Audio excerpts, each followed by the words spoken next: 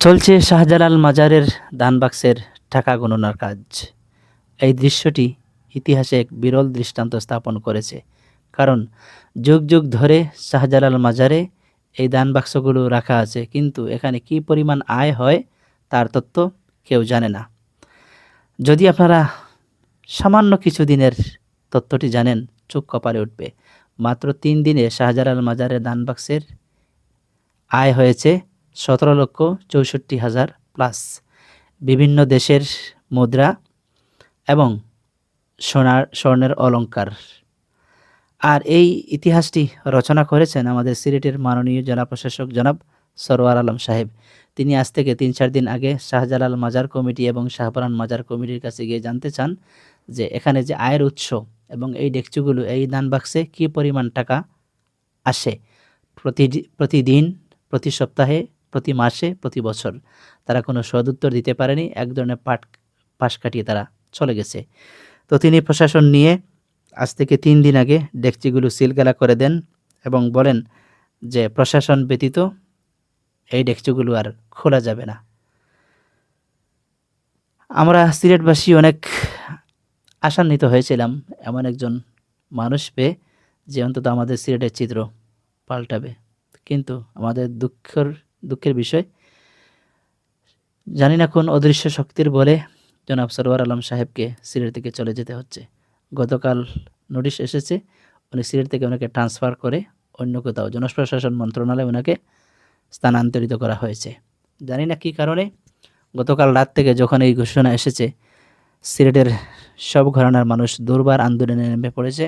গতকাল রাত, আজ সকাল থেকে সিলেটে বিভিন্ন জায়গায় জেলা প্রশাসকের কার্যালয়ের সামনে বিভিন্ন পয়েন্টে জনাব সরওয়ার আলম সাহেবকে স্বপদে বহাল রাখার জন্য দুর্বার আন্দোলন চালিয়ে যাচ্ছে সিলেটের আপামর জনসাধারণ।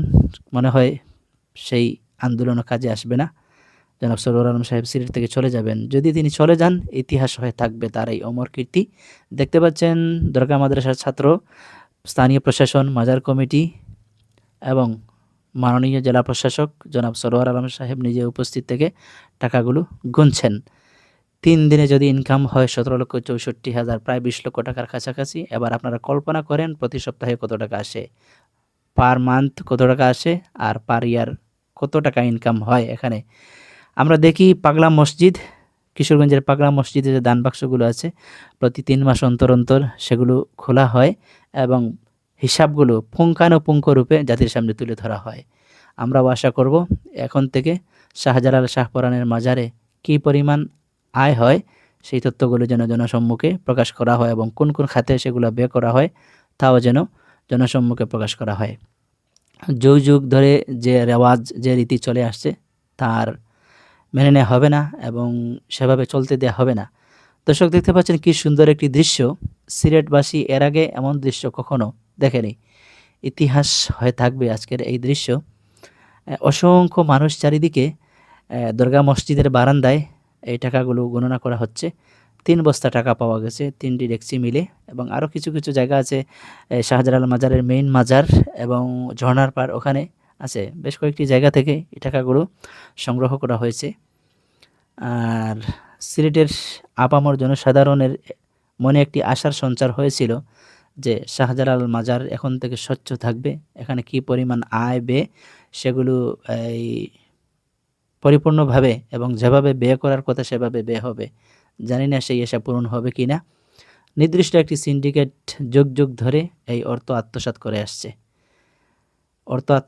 আসছে। কয়েকদিন ধরে সিলেটে চলছে নানা আলোচনা সমালোচনা। শেষ পর্যন্ত যিনি এই বিষয়গুলো সাজিয়েছেন এবং যার কারণে আজকের এই সুন্দর দৃশ্য, তাকেই আমরা হারাতে যাচ্ছি। তিনি সম্ভবত কোনো কিছুতেই, কোনো তদবিরে কাজ আসবে না। উনি চলে যাবেন এখান থেকে ট্রান্সফার হয়ে জনপ্রশাসন মন্ত্রণালয়ে। সরওয়ার আলম সাহেব হয়তো সিলেটে থাকবেন না বা উনি চলে যাবেন, কিন্তু তার অমর কীর্তি রয়ে যাবে চিরকাল এই সিলেটবাসীর মনে। দর্শক, দেখতে পাচ্ছেন, কে কোথা থেকে দেখছেন অবশ্যই কমেন্টস করে জানাবেন এবং জানিয়ে দিবেন আপনার গুরুত্বপূর্ণ মতামত, আর ভিডিওটি শেয়ার করে অন্যদেরকে দেখার সুযোগ করে দিবেন।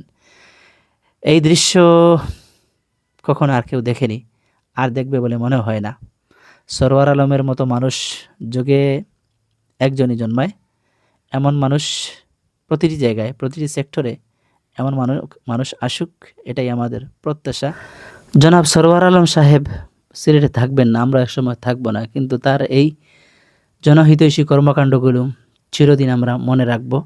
উনি সিলেটে আসার পর থেকে সিলেটের দৃশ্যপট পাল্টে গিয়েছিল। বিশেষত সাদা পাথর কাণ্ড নিয়ে কী যে হুলস্থুল পরিস্থিতি তৈরি হয়েছিল, তিনি সেগুলো খুব সুন্দরভাবে সমাধান করেছিলেন, যা সারা দেশের মানুষ জানে। সিলেট শহর খুব নিজের মতো করে তিনি সাজিয়েছিলেন। শেষ পর্যন্ত কিছু তার অপূর্ণ কাজ থেকেছিল, কাজগুলো তিনি সম্পন্ন করে যেতে পারেননি। একটা আফসোস রয়ে যাবে ওনার মনে এবং আমাদের মনেও রয়ে যাবে।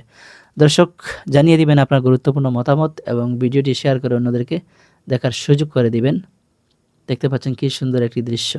এমন দৃশ্য জানি না আমরা আর কখনো দেখতে পারবো কি না। টাকার হিসাব তো আপনারা পেয়ে গেছেন, আর ভিডিওটি অনেক লম্বা হয়ে যাবে, তাই শেষ পর্যন্ত ভিডিওটি প্রথম থেকে শেষ দিলাম না, শুধু চুম্বক অংশগুলো আপনাদের সামনে তুলে ধরলাম।